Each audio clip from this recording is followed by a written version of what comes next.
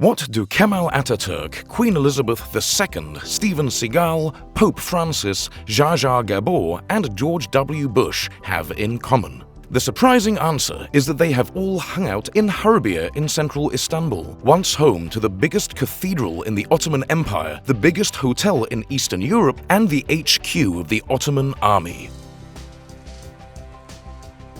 In 1453, the Ottoman Empire's elite soldiers, the Janissaries, stormed through the mighty walls of Constantinople and claimed the city for Sultan Mehmed the Conqueror. After their victory, they repurposed the Church of St. Irene, today located in the Topkapi Palace grounds, as an armory to store their weapons. 4 centuries later, in 1826, Ahmet Fethi Pasha, director of the cannon foundry, dusted off and categorized the huge pile of weaponry and opened the church as a weapons museum.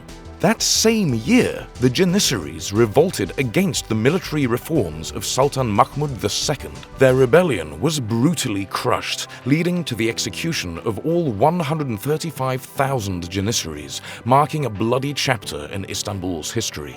In their place, a more modern army took shape under a series of reforms in the 1830s, including the creation of a new military headquarters. The outskirts of Pera, today's Taksim, were chosen as the location for the new Imperial Academy of the Science of War. Built between 1834 and 1846 by Ottoman court architect Garibed Balyan, more famous for the slightly flashier Dolmabahce Palace. It was used as a hospital by the French and the British during the Crimean War, before burning down and forcing Garibed Balyan out of retirement to rebuild it. In 1936, one of the Academy's former students, Kemal Atatürk, moved the institution to Ankara, after which the building was variously used as a school, a munitions dump, a recruitment office, and an officers' club. In 1993, the contents of the armory and the Church of St. Irene were moved here, and the building reopened as Turkey's primary military museum, a position it holds to this day. By now, the building had given the whole neighborhood its name, Harbiye, which roughly translates as warfare in Arabic and Ottoman Turkish. A few blocks away, and at exactly the same time as the War Academy was being built, the Catholic Church commissioned Italian-Ottoman architect Giuseppe Fossati to build the Church of the Holy Spirit, the biggest Catholic church in the empire, which also opened in 1846 as the Cathedral of the Holy Spirit. Thereafter, the area attracted a large Catholic population, including 11 traveling French nuns, who opened the country's first interfaith girls' school for Muslims, Catholics, and Jews next to the cathedral, the Lycée Notre-Dame de Sion, which still operates today. During the Cold War, Americans and Soviets vied for Turkey's allegiance. A keen proponent of American power and the free market was Conrad N. Hilton, who had founded Hilton Hotels in 1919. Ironically, he was the ex-husband of Jewish-Hungarian Hollywood pin-up Zsa Zsa Gabor, who had earlier been the girlfriend of Harbiye regular Kemal Atatürk. In 1951, Hilton heard of a Russian plan to build a large luxury hotel in central Istanbul. Not to be outdone by the commies, he quickly bought an abandoned graveyard in Harbiye and in just 21 months built what was at the time the largest hotel in both Eastern Europe and the Middle East, and the first 5-star hotel in Turkey. The opening in 1955 was attended by Hilton himself and a plane full of Hollywood celebrities flown in for the occasion. By then, Turkey had joined NATO. In 2009, the Istanbul Congress Center was built next to the Hilton to host the annual meeting of the IMF and World Bank, as well as the Cemil Topuzlu Open Air Theater, where Steven Seagal's blues band performed in 2014. Harbiye is best known and indeed named after the War Academy, which is now Turkey's primary military museum. Part of the complex is still a functioning military base, but the rest houses an excellently presented, well-labeled and varied exhibition of weapons and memorabilia.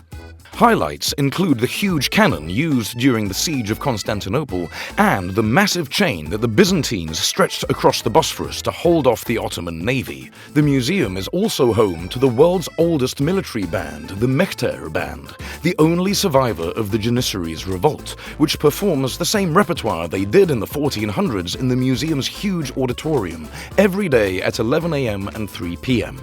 Make sure you get the right ticket on the way in. The performance lasts an hour but feels longer. Opposite the museum on the western side of Cumhuriyet Caddesi is the Lycée Notre-Dame de Sion Istanbul, founded by a group of French nuns in 1856, the first multi-faith girls' school in the Ottoman Empire. The Cathedral of the Holy Spirit is easy to miss, only accessible through part of the school building. Designed by Giuseppe Fossati and opened in 1846, it was the biggest Catholic cathedral in the Ottoman Empire until fellow Italian Ottoman architect Giulio Mongheri built the Basilica of St. Antonio on Istiklal Caddesi 150 years later. In the courtyard is an imposing statue of Pope Benedict XV, built by the Turkish state in 1922 to commemorate his death that same year and in remembrance of his support to Turkish soldiers during World War I. The apartments on Papa Rongelli Sokak, named after Pope John XXIII, just behind the cathedral, have served as the home of the Vatican consulate since 1960, when the two countries first swapped embassies. It has accommodated Popes Paul VI, John Paul II, Benedict XVI, and most recently Pope Francis in 2014. On the other side of the street is the Hilton Istanbul Bosphorus, the first five-star hotel in Turkey and one of the biggest in the world when it opened in 1955. It has hosted Queen Elizabeth II, Charles de Gaulle, Reza Pahlavi, and George W. Bush, and is the longest operating Hilton outside the US. Next to the Hilton is the Istanbul Radio House, the HQ of the Turkish Radio and Television Corporation, or TRT, Turkey's only broadcaster until the 1990s. One of its less likely responsibilities was organizing the 2004 Eurovision Song Contest, after Turkey unexpectedly won the competition the year before. Behind the TRT building is a sleek modern complex housing the Istanbul Congress Center, built in 2009 to host the annual meeting of the IMF and World Bank, as well as the Harbiye Muhsin Ertuğrul stage, Cemal Reşit Rey Concert Hall, and the Cemil Topuzlu Open Air Theater.